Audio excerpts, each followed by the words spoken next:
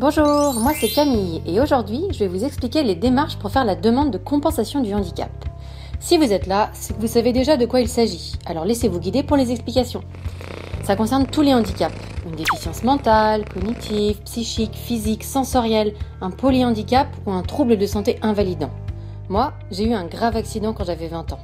Et depuis, mon nouveau compagnon c'est mon fauteuil. Alors, si comme moi, vous avez besoin d'aide pour vous accompagner dans vos tâches quotidiennes, ou que vous avez besoin de financer partiellement votre fauteuil ou un autre dispositif technique qui vous aide dans votre autonomie, vous pouvez faire une demande de prestation de compensation du handicap.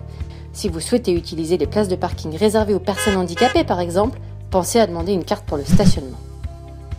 Alors, il y a plusieurs étapes quand on fait la demande de compensation du handicap.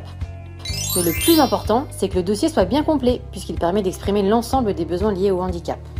Pour détailler un peu, chez nous dans le 77, il faut retirer un dossier sur le site de la MDPH.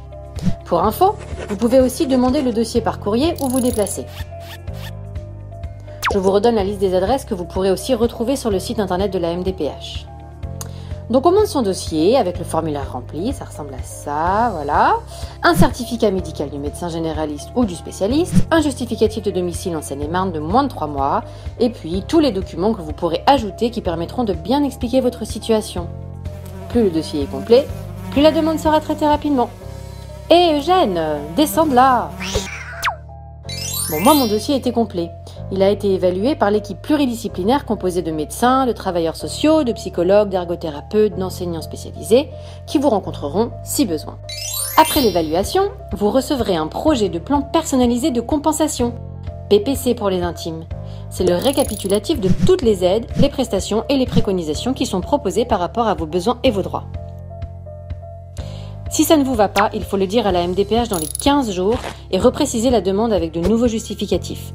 Sinon, le PPC sera étudié par la Commission des droits et de l'autonomie des personnes handicapées, la CDAPH, qui est composée de représentants du département, de l'État, des organismes de protection sociale, des associations représentatives des personnes handicapées, et qui dira si elle accepte ou modifie les propositions de l'équipe pluridisciplinaire.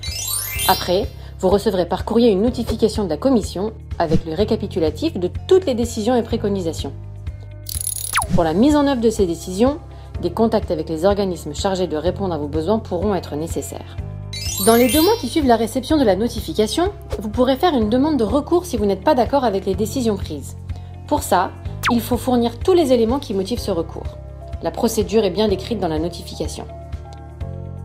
Et dernier point important, les aides et les prestations sont limitées dans le temps, donc il faut faire des demandes de renouvellement pour chaque prestation. Moi, je vous conseille de les faire au moins 6 mois avant la fin. Mais la démarche est la même.